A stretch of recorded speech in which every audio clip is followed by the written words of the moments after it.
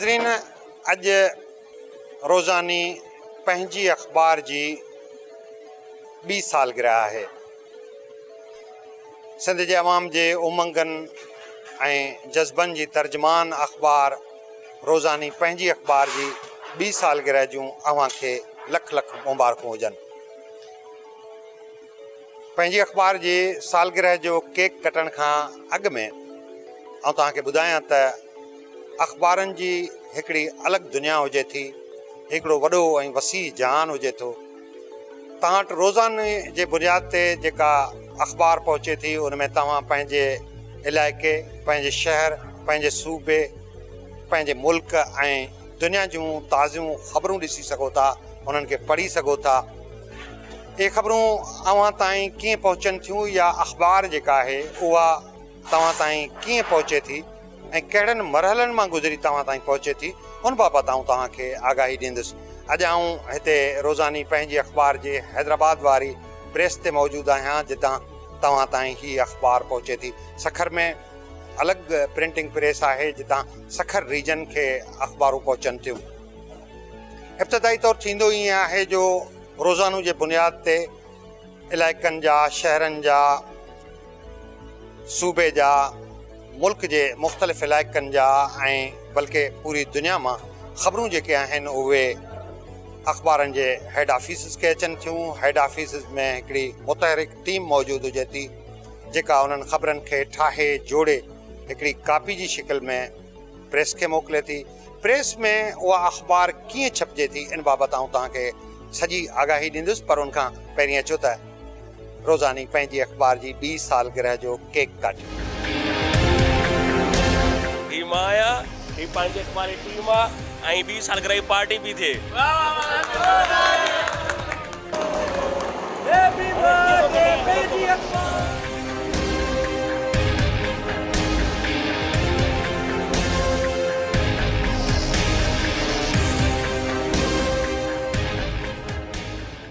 नाज़रीन, रोज़ानी पंहिंजी अख़बार जी 20 सालगिरह जे केक काटण वारी तक़रीब तव्हां ॾिठी ऐं तव्हां ॾिठो त असांजा जेके प्रेस जा कारकुन आहिनि ऐं हितां जी जेका इंतिज़ामिया आहे उहा केॾी पुरजोश तव्हांखे नज़र आई।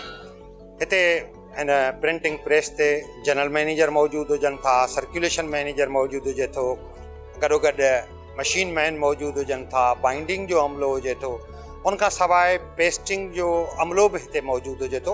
पाण उन्हनि सां वारे वारे सां गुफ़्तगू कंदासीं त उन्हनि जो हिते कमु कहिड़ो आहे ऐं हू कीअं कीअं अख़बार खे कहिड़नि कहिड़नि मरहलनि मां गुज़ारे अव्हां ताईं पहुचाइनि था।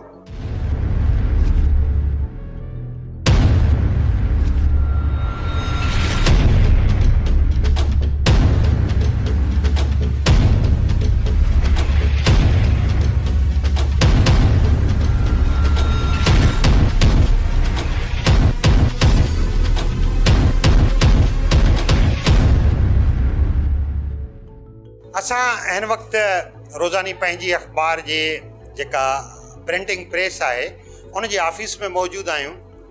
हिते अख़बार FTP ते अचे थी ऐं हितां खां पोइ पेस्टिंग जो अमल शुरू थिए थो। पेस्टिंग थी पोइ अख़बार कहिड़नि मरहलनि मां गुज़रे थी, इन हवाले सां पाण गुफ़्तगू कंदासीं। General manager doctor Nauman Qureshi sahab असां सां मौजूदु आहिनि। उहो अख़बार जा जनरल मैनेजर आहिनि ऐं उन खे ख़बर आहे त अख़बार हितां खां कहिड़नि मरहलनि में गुज़री अव्हां जे हथनि ताईं पहुचे थी। अचो त पाण हुन सां गुफ़्तगू कयूं। डॉक्टर नौमान कुरैशी साहब, तव्हां बि हिते जनरल मैनेजर आहियो, ॿुधायो त अख़बार हितां खां कहिड़नि मरहलनि में गुज़रे थी ऐं पोइ कीअं माण्हुनि जे हथनि ताईं पहुचे थी? कराची मां FTP जे ज़रिए पूरी कॉपी ठही ईंदी आहे हिते ऐं उहा पोइ कॉपी इहे असांजा जेके आहिनि कंप्यूटर ऑपरेटर आहिनि उहो हुनजो प्रिंट आउट कढंदा आहिनि ड्रेसिंग पेपर ते। उन खां पोइ असांजे पेस्टरनि ॾे वेंदी आहे, पोइ पेस्टर्स उनखे कॉपी ते पेस्टिंग कंदा आहिनि। पेस्टिंग खां पोइ पेस्टिंग थियण खां पोइ असांजी हली वेंदी आहे कॉपी प्लेट मेकर ॾे। प्लेट मेकर पोइ हुनजी उहा पेस्टिंग कॉपी जेकी आहे उहा रखी ऐं प्लेट ठहंदी आहे उन्हनि जी। पोइ हुनजी प्लेट डेवलपमेंट थींदी आहे, सॼो वॉश करे वॉश करण खां पोइ हली वेंदी आहे मशीन सेक्शन में। मशीन सेक्शन में कॉपी फोल्ड थी करे ऐं पोइ मशीन में इंस्टॉल थींदी आहे कॉपी। असांजी सॼी प्लेट्स ते इंस्टॉल थी वेंदियूं आहिनि त असां मशीन्स खे ऑपरेट करणु शुरू कंदा आहियूं।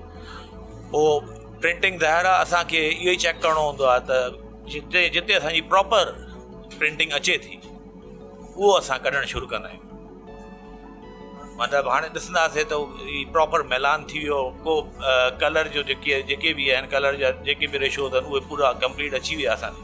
उन खां पोइ असां कॉपी कढणु शुरू कंदा आहियूं। पोइ उहे कॉपी बाइंडर्स ते वेंदी आहे, बाइंडिंग थी करे ऐं पोइ अची वेंदा आहिनि असां जेके गाॾियूं खणी वेंदियूं आहिनि त डिस्पैच खणणु। रोज़ानी पंहिंजी अख़बार जे general manager doctor Nauman Qureshi sahab जी गुफ़्तगू तव्हां ॿुधी। हाणे असां मौजूदु आहियूं रोज़ानी पंहिंजी अख़बार जे सर्कुलेशन मैनेजर निसार मलाणू साहब सां गॾु आहियूं। निसार मलाणू साहब खां पुछंदासीं त सर्कुलेशन जेका अख़बार जी आहे उनखे कीअं मैनेज करिणो पवे थो ऐं जेका कापी तव्हां वटि सुबुह जो सवेर हथनि में हुजे थी उनखे सर्कुलेशन मैनेजर ई मुमकिन बनाईंदो आहे त हू तव्हांजे हथनि में उन वक़्तु हुजे अख़बार जॾहिं तव्हां जागी रहिया आहियो ऐं हाणे जाॻिया आहियो ऐं तव्हांखे अख़बार जे पढ़ण जी ज़रूरत पई आहे। निसार साहब तव्हांजी महिरबानी, तव्हां असांखे टाइम ॾिनो। रोज़ानी पंहिंजी अख़बार जी अॼु ॿी सालगिरह बि आहे, तव्हांखे बि हुनजूं मुबारक हुजनि।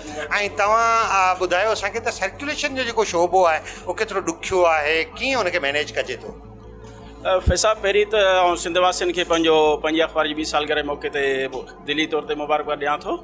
जेसि ताईं सर्कुलेशन जो शोबो आहे त हाणे जीअं फ़र्ज़ु कयो अख़बार जा मुख़्तलिफ़ शोबा थियनि था, उन हिसाब सां असांजो बि हिकिड़ो असांजे हिसाब सां त कठिन शोबो आहे शायदि, छो त इन शोबे में वेंदे प्रिंट खां सुबुह ट्रांसपोर्ट ते मामला ॾिसणा पवनि था, उन सां गॾोगॾु रिकवरी या शुभ पैदा थियनि था, लाज़मी सभु शयूं ॾिसणियूं थियूं पवनि।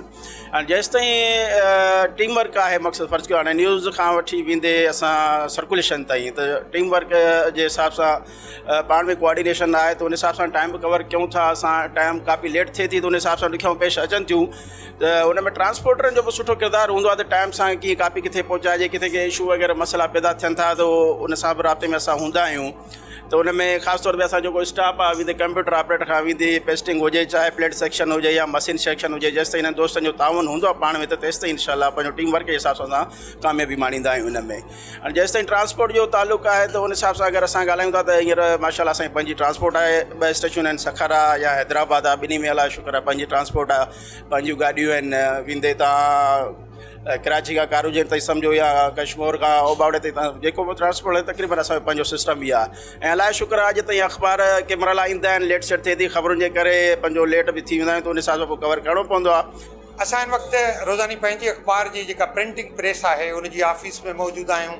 हिन ऑफ़िस में तव्हां general manager doctor Nauman Qureshi ऐं सर्कुलेशन मैनेजर निसार मलाणू साहब जी गुफ़्तगू ॿुधी। तव्हांखे हीअ ऑफ़िस आऊं घुमायां, तव्हां ॾिसो त हीअ पंहिंजे कमकार खे लॻल आहिनि, circulation manager plus general manager पंहिंजे कमकार खे लॻल आहिनि। उनखां पोइ हीअ कंप्यूटर ऑपरेटर मौजूदु आहिनि। इन कंप्यूटर ते जेका रोज़ानी पंहिंजी अख़बार आहे उहा अचे थी ऐं हितां ई कापी FTP खां पोइ हिन जो प्रिंट निकिरे थो, बटर जी सूरत में निकिरे थो। बटर खां इहो प्रिंट निकिरी पेस्टिंग टेबल ते अचे थो। पेस्टिंग टेबल बि मां तव्हांखे ॾेखारियां ऐं तव्हांखे ॿुधायूं त जेका अॻु में पेस्टिंग थींदी हुई उन में ऐं हाणोकी पेस्टिंग में कहिड़ो फ़र्क़ु आहे, हिन हवाले सां पाण गुफ़्तगू कयूं था। अचो त हीअ तव्हांखे पेस्टिंग जो हिते तव्हांखे मुआइनो करायां। हीअ पेस्टिंग टेबल आहे ऐं पेस्टर बि मौजूदु आहिनि। तव्हांजो नालो छा आहे साईं? साईं मुंहिंजो नालो कलंदर बख़्शाणी आहे। शानी साहिबु तव्हां छा कंदा आहियो हिते? साईं आउं हिते पेस्टर आहियां। पेस्टर आहे। अॻु में पेस्टिंग हिकिड़ी ख़बर, उनजी हिकिड़ी हेडिंग, हिकिड़ी बकाया जेका आहे उहा अलॻि अलॻि थींदी हुई। हाणे चवनि था त हेड ऑफिसिस मां तव्हांजी पेस्ट थी अख़बार अचे थी ऐं बाक़ी जेको पेस्टिंग जो कमु आहे उहो पोइ बाक़ी केतिरो हूंदो? साईं अॻु में जेका अख़बार हुई उहा मैनुअल अख़बार थींदी हुई, उन में वॾो कमु हो, तमामु हार्ड कमु हुयो। हाणे हर चीज़ कंप्यूटराइज़ थी वई आहे। हाणे हिन खे पेस्टिंग नथी थी अचे, हीअ 1 शॉट हूंदी आहे। पेस्टर जॾहिं मैनुअल हूंदी, पेस्टर खे एॾी हैसियत हूंदी, उनखे ख़बर आहे त कहिड़ी ख़बर किथे लॻंदी ऐं कहिड़ी ख़बर जो कहिड़ी जॻह आहे, as a news editor J concept में रखियो वेंदो हो हुनखे। पर हाणे पेस्टर जो कमु तमामु घटि थी वियो आहे, कंप्यूटराइज़ थी वियो आहे। उन करे हाणे पेस्टर जी अहमियत बि घटिजी वई आहे। पेस्टर जी अञा अहमियत आहे जो तव्हां मौजूदु आहियो? हा, मौजूदु आहियूं। ऐं पेस्टर जी वॾी इहा अहमियत हूंदी आहे त हीअ हिकिड़ी अख़बार खे शिकिल, फाइनल शिकिल पेस्टर ॾींदो आहे। उनजी जेका सेपरेशन ठही ईंदी आहे उनखे जोड़े उनखे पेस्टर ई ॾींदो आहे। ॾिसो 4 कलर्स अख़बार हुजे थी, इन जा कलर्स हिते जुदा करणा पवनि था या उहे हेड ऑफिस मां ई थी अचनि था? साईं उते कलर असां कंप्यूटर सेपरेशन अलॻि सां ॾींदी आहे, पोइ हिन खे असां वरी पंहिंजे हिसाब सां राइट कंदा आहियूं, राइट करे वरी हिन में फाइनल हणंदा आहियूं। उन में असां चेक करिणो पवंदो आहे त हिन में बक़ाया पूरी खयल आहे नाहे खयल, का बि ग़लती हूंदी आहे त उहा वरी असां ते मथां हूंदी आहे, असांखे पकड़णो पवंदो आहे उनखे। उहो वरी हिते रीचेक बि थिए थी। हा रीचेक बि असां कोशिशि कंदा आहियूं त असांजे हथनि मां जेका शइ थिए सुठी थी निकिरे, उन खां पोइ असां खां पोइ माना प्लेट मेकिंग ॾे वेंदी आहे। अच्छा, तव्हां खां हितां अख़बार निकिरे थी हाणे प्लेट मेकर वटि, ऐं असां हाणे वञी ॾिसूं त प्लेट कीअं थी ठहे। जी बिल्कुलु, थैंक यू। नाज़रीन, हाणे असां अख़बार जे प्लेट मेकिंग जे शोबे में आया आहियूं। प्लेट कीअं थी ठहे, कहिड़नि मरहलनि मां गुज़रे थी, इन हवाले सां अचो त पाण गुफ़्तगू कयूं। हिते प्लेट मेकर मौजूदु आहिनि, उहे पाण खे ॿुधाईंदा त अख़बार जी प्लेट ठाहिण जो कहिड़ो मरहलो आहे। दादा, तव्हांजो नालो छा आहे? अस्सलाम वालेकुम, मुंहिंजो नालो बशीर अहमद आहे। असां वटि जेको ज़िमेदारी आहे कंप्यूटर खां वठी उन खां पोइ ज़िमेदारी सॼी अचे थी मुंहिंजे मथां। मूंखे हिन कापी जो टाइम मूंखे नोट करिणो आहे, टाइम ते मूंखे हेठि पुॼाइणी आहे। जेके मशीन वारा ऑलरेडी तयारु वेठा हूंदा आहिनि, उन्हनि खे मशीन ऐं अख़बार जे हिसाब सां उन मशीन जो हिसाबु हलाइणी आहे। हीअ मतिलबु जेको प्लेट मेकिंग आहे ॾुखियो कमु आहे? सर, इलाही ॾुखियो आहे। हिन में हिकिड़े हिकिड़े तस्वीर खे मूंखे ध्यान सां ठाहिणो पवंदो आहे। कंहिंजी सूरत या कंहिंजो फेस ख़राबु थी वेंदो, पोइ उहो ख़राबु थी वेंदो। ऐं उन खां पोइ लोगो असांजो इश्तिहार आहे, इश्तिहार जॾहिं कंपनी वारा ॾींदा आहिनि त असांजे थ्रू ॾींदा आहिनि, बसि सुठी शइ छपे, असां तव्हांखे पैसा था ॾियूं।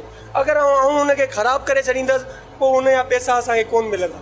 उन खां अलावा कंप्यूटर वारा छा कंदा, पेस्टिंग कंदा आहिनि, पेस्टिंग करे कंप्यूटर कापी कढी मुंहिंजे मथां सॼो दारो मदार मुंहिंजे मथां हूंदो आहे। अगरि मां वधीक केमिकल हणंदसि त उहो चहिरो ऐं इश्तिहार असांजो ख़राबु थी थो। बारीक बीने सां कमु करणो जी, मुंहिंजो इलाही रिक्स वारो कमु आहे। मुंहिंजो थोरो सो बि अगरि मुंहिंजी ज़हन हेॾा होॾा थी वञे या इतफ़ाक़ मां ग़लती करे वेही रहां त मुंहिंजी ग़लती हमेशह पकड़िजी वेंदी।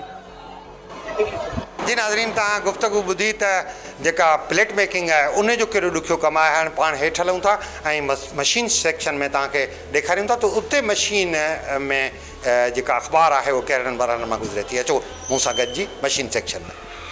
नाज़रीन, हाणे पाण मशीन सेक्शन में मौजूदु आहियूं।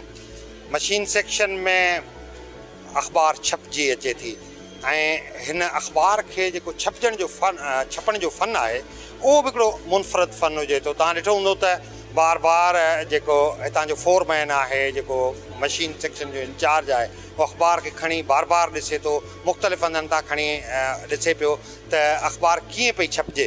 त पाण उनखां पुछूं था अख़बार जो जेको फोरमैन आहे असांजे पंहिंजी अख़बार जो, त अख़बार जे छपजण जा जेके मरहला आहिनि उहे कहिड़ा आहिनि। आपका क्या नाम है? मेरा नाम मोहम्मद फैसल है। फैसल साहब, आप यहाँ इंचार्ज हैं, फोरमैन? जी जी। तो क्या मराहिल हैं, वहाँ से कापी आपको आके मिली प्लेट की सूरत में, तो अब आपका काम शुरू होता है? जी बिल्कुल इसी तरह ही है। तो फिर क्या होता है? पहले कापी आती है कंप्यूटर में, फिर उसके बाद वहाँ से प्रिंट निकलता है, फिर वो पेस्टिंग होती है, फिर उसके बाद प्लेटें बनती हैं। प्लेटें बनने के बाद हमारे पास नीचे आती हैं, फिर हमें उसे मतलब कंप्लीट करके फोल्ड करके फिर मशीन पे लगा के प्रिंट करते हैं। अच्छा, फिर छपते हुए कितने मरहलों से अखबार को, पहले तो सादा कागज़ है, सफ़ेद कागज़ है, फिर आगे आके फिर कलर्स में होता है, ये मुझे मराहिल बताएं। पहले वाइट कागज़ होता है, फिर हम जब प्लेटें लगा लेते हैं, पहले कागज़ डालते हैं, फिर उसके बाद 4 कलर है हमारे पास, 4x4, यानी कि नीचे भी 4 कलर है, ऊपर भी 4 कलर है। फिर उनकी इम्प्रेशनें देते हैं, तो फिर उसके बाद कलर छोड़ते हैं, तो वो 1x1 कलर एक साथ ही चल कर आ जाता है। फिर वो प्रिंटिंग वगैरह साफ़ होती रहती है, रजिस्ट्रेशन वगैरह करके कापी ओके कर देते हैं। और यहाँ से आके निकलती है? बिल्कुल, यहाँ से जब बिल्कुल ओके हो जाती है तो फिर यहाँ से हम हटा के काउंटर लगा देते हैं अपना। अच्छा, वहाँ से सफ़ेद कागज़ वाले मरहले से लेके यहाँ प्रिंट निकलने तक कितने मराहल शुमार हों? सफ़ेद कागज़ चढ़ा, रील चढ़ा, उसके बाद फिर आगे येलो में से गुजरेगा, फिर उसके बाद रेड में से, फिर ब्लू में से, फिर ब्लैक में से, फिर फोल्डर में आ जाता है जो इसको फोल्ड भी करता है और कटिंग भी करता है, फिर यहाँ से पास हो जाता है। और बार बार आप देख रहे होते हैं क्या अखबार को उठा उठा के, क्या देख रहे होते हैं? सर उसमें ये देख रहे होते हैं कि मैला तो नहीं आ रहा, रजिस्ट्रेशन तो आउट नहीं हुआ, किसी इंक में कोई कचरा वगैरह तो नहीं है, ये सारी चीज़ें हम चेक करते हैं। मतलब फ्रेश प्रिंटिंग यानी आखिरी कापी छपने तक आप चेक करते रहते हैं कि कहीं आखिरी कापी भी खराब ना हो जाए? बिल्कुल सर, इसी तरह हम आखिरी कापी तक इसको चेक करते रहते हैं कि कोई पर्चा मार्केट में गंदा ना जाए। जितना साफ पर्चा जाएगा उतने हमारे इदारे की परफॉर्मेंस अच्छी होगी। अली साहब भी इस हवाले से पूछते होंगे कि आज अखबार में ये किस किस्म की छपाई है, तो इस हवाले से पूछगछ तो होती होगी? सर हमारे साहब तो एक एक चीज़ पूछते हैं, क्योंकि जाहिर सी बात है मार्केट के अंदर प्रिंटिंग अच्छी नहीं जाती है, बल्कि हमारे साहब को अगर कोई चीज़ बुरी लगती है तो फ़ौरन कॉल करके बोलते हैं कि भाई इसमें ये चीज़ अच्छी नहीं है, फ़ौरन उसको वो कहते हैं कि इसको ओके करें। तव्हांजो नालो मक़सूद ख़ासि के तव्हां असिस्टेंट फोरमैन जी असिस्टेंट फोरमैन। तव्हां छा कयो था? असिस्टेंट फोरमैन जो कमु त असां ॿुधो, असिस्टेंट फोरमैन जो कहिड़ो कमु? असिस्टेंट फोरमैन जो सर कमु इहो हूंदो आहे जॾहिं असांजो वॾो फोरमैन न हूंदो आहे त उन जी पोइ ज़िम्मेदारी मां संभालींदो आहियां। अख़बार जा मरहला भला तव्हांखे बि यादि आहिनि या रुगो फोरमैन खे? न अख़बार मरला माशाल्लाह यादि आहिनि। अख़बार काफ़ी हद ताईं असांखे जेकी मथां ईंदी आहे लेट हूंदी आहे त असांखे कहिड़े हिसाब सां हिनखे माना डील करिणो पवंदो आहे अख़बार खे, त माना असांखे टाइम बचाइणो पवंदो आहे।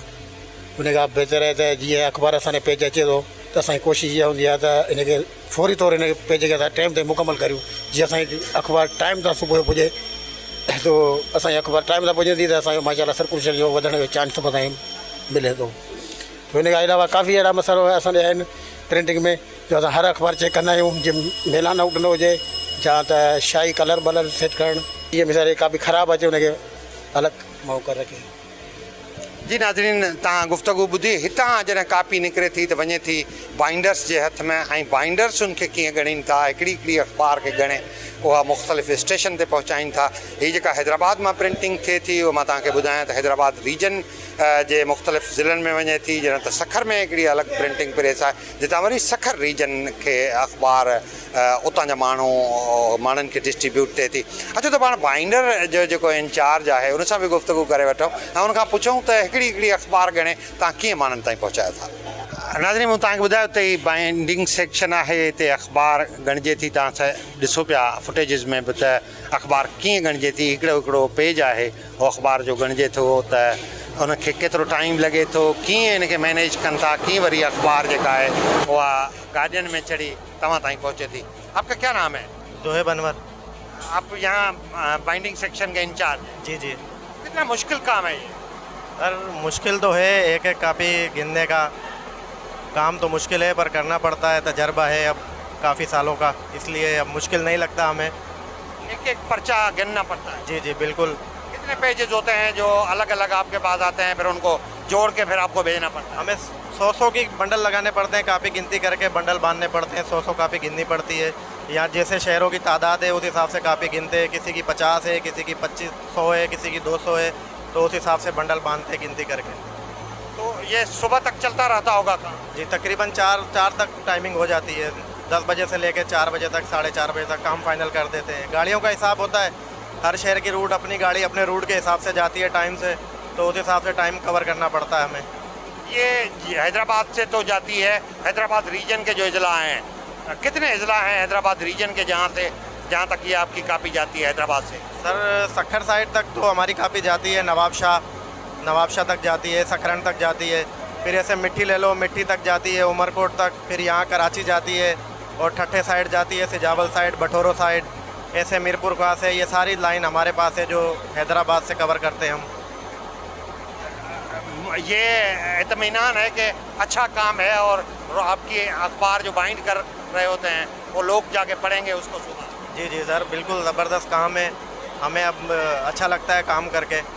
काफ़ी साल हो गए, तकरीबन 10-12 साल से हम कर रहे हैं ये काम मुख्तलिफ़ प्रेसों में। यहाँ पे 2 साल हुए हैं जब से, पहले दिन से हैं, स्टार्ट हुई है, माशाल्लाह मज़ा आता है। 2 साल से ही हैं यहाँ? जी जी पहले दिन से, जब दिन से ही पंहिंजी अखबार आई है पहले दिन से ही है जी। कैसी लगती है पंहिंजी अखबार? अपनी अपनी सी लगती है? बिल्कुल बिल्कुल, अब यहाँ मज़ा आता है, दिल लग गया है, फैमिली की तरह है सब।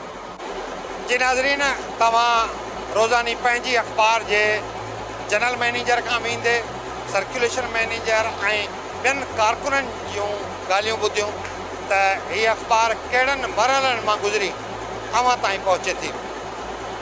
माण्हू शहरी ॻोठाणा जेके सॼी राति आराम में हुजनि था, पर रोज़ानी पंहिंजी अखबार जा जेके मुतहरिक कारकुन आहिनि उहे सुबुह ताईं जागी ताज़ियूं ख़बरूं अव्हां ताईं पहुचाइण जे लाइ कोशान हुजनि था।